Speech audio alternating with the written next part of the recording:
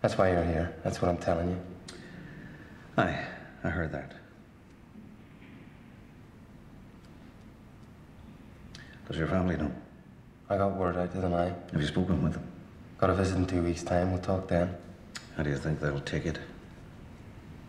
What do you think, Tom? And your wee boy?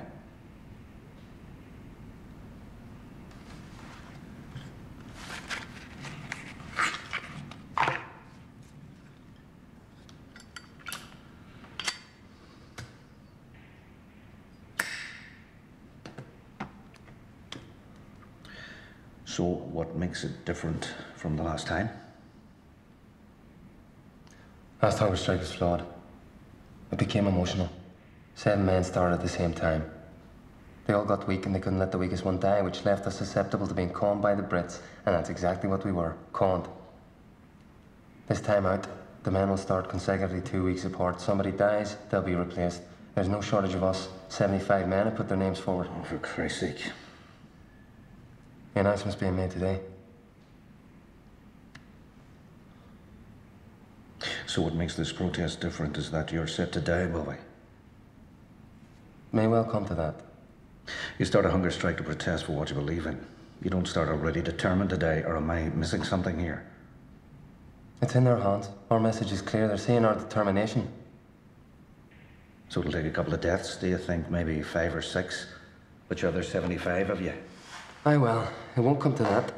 All right, maybe the Brits will buckle after 20 or so.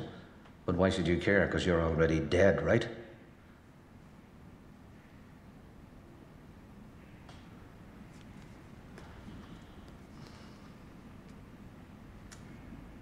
Have you thought about what you're going to be putting these boys through?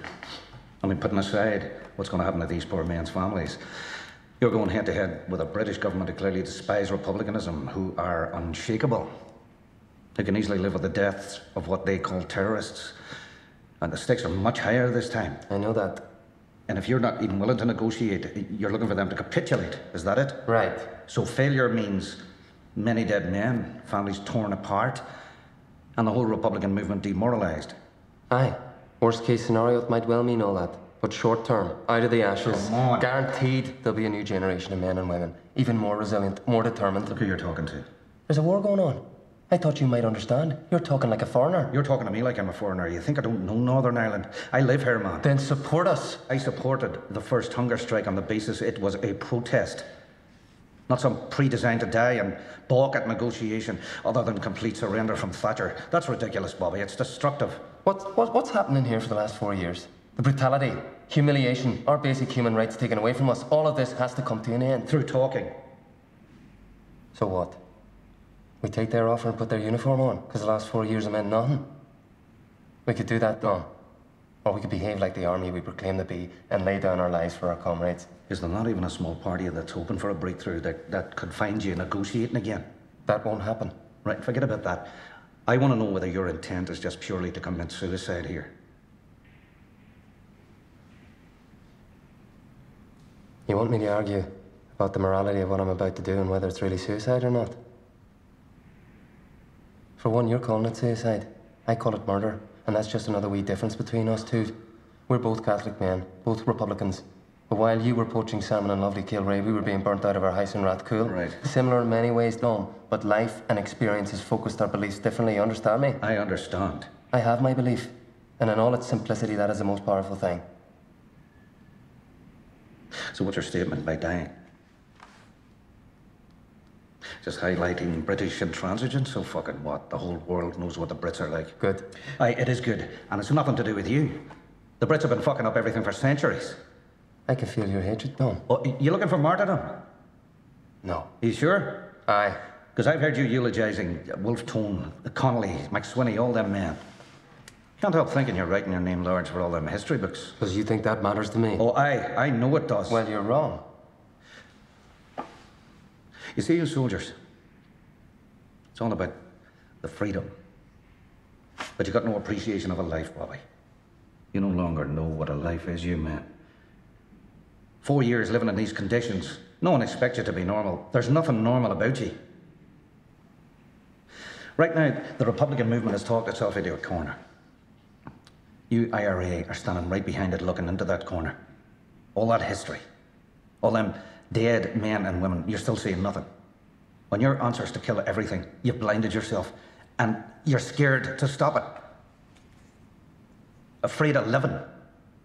Afraid of talking peace. Sure, what would Ulster be if it wasn't turning itself to shit? And this situation here, that the future of the Republican movement is in the hands of you men who have lost all sense of reality. You think your head's on right?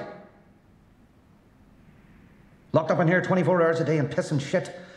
And you are making decisions that could see so many men die. Build a statue to Bobby Sands. You're joking me. Freedom fighter. They're the men and women working out there in the community. And that was you, once upon a time. Am I right? All that work you did in Twinbrook. That's where we need you, Bobby, and you know I'm right. That I'm deluded. You want me to answer that? They're beating you, Bobby. You're playing into their hands. The strategy's in place. Then stop it. Just say stop. You don't understand a thing. You're in no shape to make this call. It's done. It won't be stopped. Then fuck it. Life must mean nothing to you. God's gonna punish me.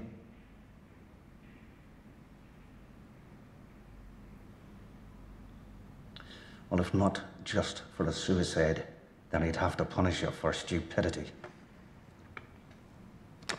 Aye. And you for your arrogance. Because my life is a real life, not some theological exercise, some religious trick that's got fuck all to do with living. Jesus Christ had a backbone. But see them disciples, every disciple since, you're just jumping in and out of the rhetoric and dead-end semantics. You need the revolutionary, you need the cultural political soldier to give life a pulse, to give life a direction. That's stupid talk, you're deluded. Aye, so you say. Yeah, and what's your wee son gonna say? Fuck off. Doesn't that interest you?